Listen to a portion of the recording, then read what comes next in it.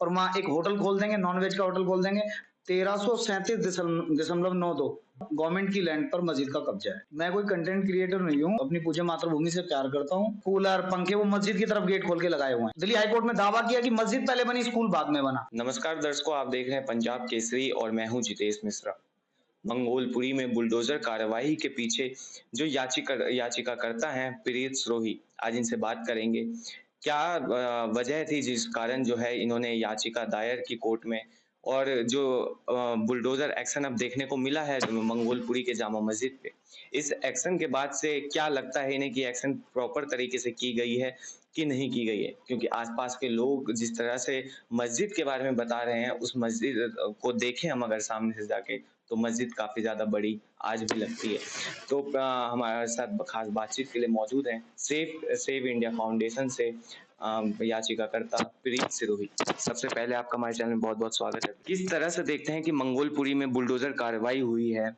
क्या मुद्दा था कि आपने इसको लेके याचिका दायर की? कैसे पता लगा आपको कि ये अवैध अतिक्रमण है और इस पे कार्रवाई होनी चाहिए? एक्चुअल में क्या था कि मस्जिद के कोने पे एक कूड़ेदान था, खुले में कूड़ा पड़ा हुआ होता था।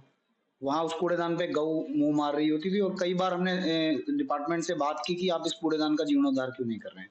तो वहाँ हमें पता लगा कि डिपार्टमेंट ने बताया कि मस्जिद वाले जो अत्याधुनिक कूड़ेदान बना रही है नगर निगम, वो नहीं बनने दे रहे हैं, कोर्ट में उसमें बाधा कर रहे हैं, स्टे ले रहे हैं। तो फिर हमने कहा ये स्टे लेने वाले कौन होते हैं? डिपार्टमेंट ने चौथा महीना था 2024 का, मुझे रिटर्न में लिख के दिया कि 1337.92 स्क्वायर मीटर जगह पर गवर्नमेंट की लैंड पर मस्जिद का कब्जा है। फिर इन्होंने कोर्ट में कुछ मतलब डॉक्यूमेंट्स लगाए कि ये डॉक्यूमेंट्स हैं कि हमें 400 स्क्वायर मीटर, एक हमारी पुरानी कमेटी थी, वो पुरानी कमेटी भंग हो गई, वो लोग दुनिया में नहीं रहे। तो जो गवर्नमेंट लैंड इश्यू करती है या जिसको भी अलॉट करती है, वो ट्रांसफर नहीं होती। इनकी नई कमेटी 2012 में बनी है। तो मुझे डिपार्टमेंट ने लिख के दिया, जो लैंड ओनिंग एजेंसी है, कि हमने कभी पुरानी कमेटी को जमीन ही नहीं दी। जब पुरानी कमेटी को नहीं दी तो नई कमेटी के पास कहाँ से आ गई? फिर हमने दोबारा पूछा कि आपने नई कमेटी को कोई जमीन दी है 2012 में? उन्होंने कहा हमने नई कमेटी को भी कोई जमीन नहीं दी है। और एमसीडी मुझे लिखित में दे रहा है कि 1337.92 स्क्वायर मीटर जमीन पर एनक्रोचमेंट है। तो पहले तो हम उसमें गए और वो कूड़ेदान के ऑर्डर हो गए, कूड़ेदान वहाँ बनेगा अत्याधुनिक, जो गाय की वजह से सड़क जाम होती थी, गाय कूड़ेदान पे खड़ी होती थी, उसमें एक बहुत बड़ा सुधार होगा। उसके बाद अब ये जो इन्होंने डेमोलिश किया, मस्जिद कमेटी का मैं धन्यवाद कर रहा हूँ। परमात्मा ने उन्हें सद्बुद्धि दी और उन्हें पता लगा कि ग्रीनलैंड होनी चाहिए। और ठीक है, अभी उन्होंने पेड़ काटे हैं, उस पेड़ की भी के ऊपर भी कार्रवाई होनी चाहिए, तो उन्हें पेड़ लगाने चाहिए, एक्सेप्ट कर लेना चाहिए। 1337.92 स्क्वायर मीटर का एनक्रोचमेंट है, पूरा एनक्रोचमेंट है, वो पूरा मस्जिद कमेटी को हटाने में सहयोग करना चाहिए। आज नहीं कल आपको हटाना ही पड़ेगा। क्षेत्र में शांति बनी रहे, ग्रीनरी सबको चाहिए। ग्रीन बेल्ट तो पूरी दिल्ली की खाली होनी चाहिए, किसी भी मजहब के, किसी भी पंथ के, किसी भी संप्रदाय का अगर कोई अतिक्रमण, किसी भी रिलीजियस है, किसी भी तरीके का अतिक्रमण यदि पब्लिक लैंड पे, तो उसे मंगोलपुरी की मस्जिद कमेटी से सीखना चाहिए, उसे खुद हटा लेना चाहिए। जी। लगातार सोशल मीडिया पे आपकी कई ऐसी वीडियोस देखने को मिलती हैं जो आप राजधानी के अंदर जो भी अवैध तरह से कोई भी मस्जिद, मदरसा या फिर जो पूजा का स्थल होता है, उस पर आप वीडियोस बनाते हैं कि ये जो जगह है ये अवैध है और इस पर कार्रवाई करनी चाहिए सरकार को। कितनी संपूर्ण रूप से जो अगर आप ये वीडियोस बनाते हैं, सरकार तक कितनी वीडियोस पहुँचती हैं आपकी, और कितनों पे जो है अभी तक कार्रवाई हुई है या आने वाले समय में लगता है होने वाली है? मैं कोई कंटेंट क्रिएटर नहीं हूँ और मैं अपनी पूज्य मातृभूमि से प्यार करता हूँ और मेरा वीडियो बनाने का उद्देश्य ये है कि सरकार के कानों तक खबर जाए कि यहाँ किस तरीके से मातृभूमि को निगला जा रहा है। जी। और रही बात मदरसे की, तो देश के अंदर एक एजुकेशन पॉलिसी है। आप कोई नया कोई पाठ्यक्रम क्यों तैयार कर रहे हैं? आप स्कूल भेजें अपने बच्चों को, मैं तो अपील कर रहा हूँ। और मैं समाज के उस मेहनतकश और गरीब तबके से ये अपील कर रहा हूँ जिनके पैसे से इस जमीन पर अतिक्रमण करके ये भवन बनाए गए, आज वो ध्वस्त हो गए और पैसे की बर्बादी हुई तो गरीब आदमी की हुई, मेहनतकश की हुई। और जो 2 वक़्त की रोटी के लिए दिन-रात रिक्शा चलाता है, पंचर बनाता है, छोटे-मोटे काम करता है, उसके धन का दुरुपयोग हुआ। दूसरी बात, आपने कहा कि ये इनसे क्या मतलब आगे आगे हम इसमें क्या करेंगे? तो आगे हमारी लड़ाई ये जारी रहेगी जब तक अवैध मस्जिद की एक ईंट भी पूज्य मातृभूमि के ऊपर खड़ी रहेगी। हम कोर्ट कचहरी में लड़ते रहेंगे और हमें न्यायपालिका पर विश्वास है कि हमें न्याय मिलेगा। जी। बीते दिनों एक खबर सामने ये भी आई थी कि दिल्ली के किसी स्कूल के अंदर एक मस्जिद है या फिर कुछ एक ऐसी जगह बनाई गई है। नहीं, वहाँ पर दिल्ली का वजीरपुर का एक स्कूल है गवर्नमेंट का, ये 3rd ब्लॉक में वो मस्जिद बनी हुई है, मस्जिद के नीचे कमर्शियल शॉप्स बनी हुई हैं, स्कूल के गेट तक के ऊपर अतिक्रमण किया हुआ है, मस्जिद के 300 से ज़्यादा खिड़की, दरवाजे, कूलर, पंखे वो मस्जिद की तरफ गेट खोल के लगाए हुए हैं। और मुझे स्थानीय लोगों ने बताया था 2020 के आस-पास तक मस्जिद के अंदर शुक्रवार की नमाज़ पढ़ी जाती थी। इस बार गली में पढ़ी गई है, कमर्शियल शॉप्स बना ली और एमसीडी के वकील ने दिल्ली हाई कोर्ट में दावा किया कि मस्जिद पहले बनी, स्कूल बाद में बना। और वकील साहब थे, बहुत ज़्यादा शार्प थे, वो अपने आप को बहुत बुद्धिमान मान रहे थे।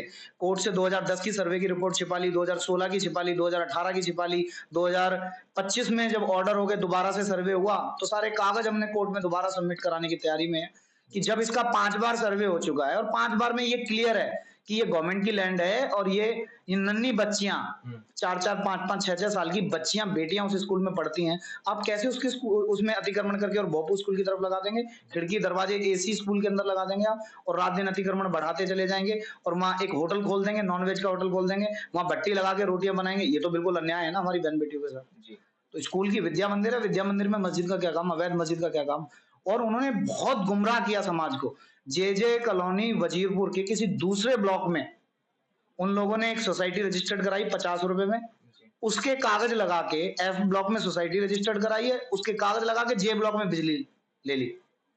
एक ब्लॉक में तुम्हारे कागज बनाते हैं और दूसरे में बिजली लगाते हैं और ये तो बिल्कुल अजीब सी बात है ना कि आप एड्रेस एफ ब्लॉक का देते हो और सप्लाई का एड्रेस जे ब्लॉक का। अगर तुम्हारी मस्जिद है, तुम्हारी जमीन है, तो तुम मस्जिद के पेपर लगाओ ना। जी। और क्या मस्जिद मार्केट, स्कूल की लैंड पर जो दुकानों में मीटर लगा हुआ है वो मस्जिद मार्केट। सारे बिजली के बिल हम कोर्ट में सबमिट करा रहे हैं और दिल्ली के मुख्यमंत्री से, शासन प्रशासन से अपील है कि बेटियों की सुरक्षा को प्राथमिकता दें, इस तरह के अवैध स्ट्रक्चर को तुरंत ध्वस्त कर दें।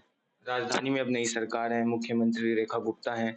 क्या उम्मीद है इस सरकार से कि ये जो लड़ाई आप लड़ रहे हैं दिल्ली में अवैध अतिक्रमण के खिलाफ, यूँ तो सरकार भी कार्रवाई कर रही है, पर जो मस्जिद या फिर मंदिर का मुद्दा देखें तो काफ़ी संवेदनशील बन जाता है। इलाकों को छावनी में तब्दील करने तक की नौबत आ जाती है।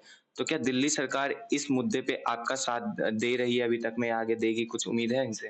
देखो, मैं किसी सरकार के भरोसे नहीं हूँ और देश के अधिकारियों को सजग रहना चाहिए। अधिकारी देश चलाते हैं, सत्ता सरकार आती जाती रहती है। जी। अधिकारियों को देश पर कब्जा नहीं होने देना चाहिए। पूर्व में हमारे साथ क्या हुआ, पूरा देश जानता है। जी। और इस तरह के अतिक्रमण किन गतिविधियों में संलिप्त पाए जाते हैं, पूरा देश जानता है। आप जैसे मीडिया के पर्सन ही चलाते हैं, कहाँ क्या होता है। जी। तो इस तरह के केंद्रों को आप डेवलप मत होने दें और इस देश में एक पूरी व्यवस्था है। आप जाएँ, अपनी ज़मीन खरीदें, शासन प्रशासन से उसकी अनुमति लें, अपना पूजा स्थल बनाएँ। और आपको ये पता है कि पूजा करनी है, आपको ये नहीं पता पूजा कहाँ करनी है, तो अपने जो धर्म गुरु हैं उनसे जाके कंसल्ट करें, इस बात में उनसे बातचीत करें, उनका मार्गदर्शन लें। और मुझे किसी इस्लामिक विद्वान ने बताया कि हराम की जगह पर जो पूजा पाठ की जाती है, जो भी पूजा आराधना परमात्मा का ध्यान किया जाता है, वो परमात्मा स्वीकार नहीं करता। तो परमात्मा इन्हें सद्बुद्धि दे और इस तरह के अतिक्रमणों को ये बढ़ावा ना दे। इससे अव्यवस्था फैलती है। जी। ये थे हमारे साथ खास बातचीत के लिए मंगोलपुरी अवैध अतिक्रमण के याचिकाकर्ता प्रीत सिरोही, जो सेव इंडिया फाउंडेशन से भी हैं। बहरहाल इस खबर को लेकर आपकी कोई अपनी राय हो तो हमें कमेंट में लिखें और ऐसी तमाम अपडेट्स के लिए देखते रहिए पंजाबकेसरी.com दिल्ली। धन्यवाद।